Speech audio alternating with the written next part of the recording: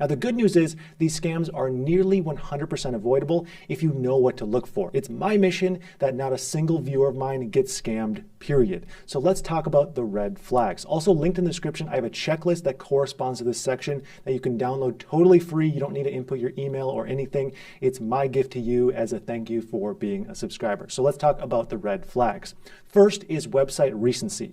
One good thing to check is how old a website is by looking up when it's registered. This can be done by looking at the domain on lookup.icann.org. And if you look up squidgame.cash, their website's domain, you can see that it was registered on October 12th, 2021, only 19 days before they were supposedly going to launch an entire game. Legitimate projects take time, so this is a huge red flag. Second is site quality. Let's be honest, the website is garbage. If a team of 12 developers can make a 6-part play-to-earn game, they can make a decent website. Every other play-to-earn game of this size has a decent website. I mean, there are even grammatical errors in the white paper and on the site, which just makes this look even worse. Be critical of the site. Third is the developer's digital footprint. Rug pulls will almost never be tied back to an actual person.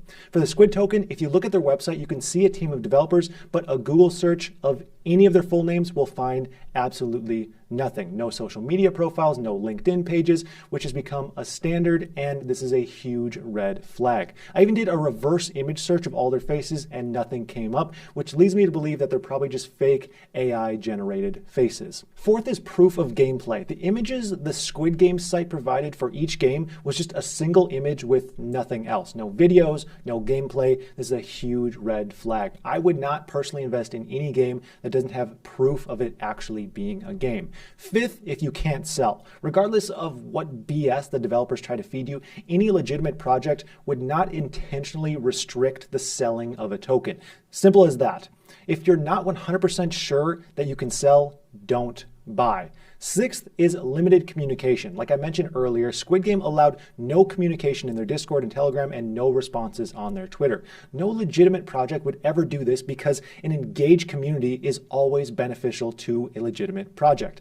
Seventh is a lack of information. The point of a white paper is to provide all the needed information about a project. If you read a white paper and all you see is very brief descriptions of everything and a bunch of fluff, it's probably BS. This is a sentence directly from the Squid Game's white paper. Not only is there a typo, it includes literally no actual information on the tech the game uses. If you read the white paper and you feel like you learned almost nothing about the project, it's probably best to stay away.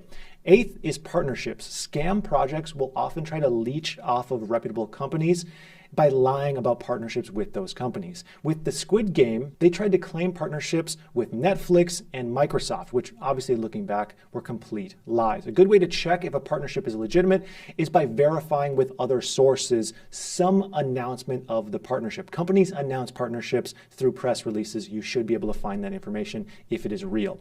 Again, the rug pull checklist will be linked in the description. Thanks for tuning in, and if you enjoyed this content, make sure you subscribe to the main channel as well right here.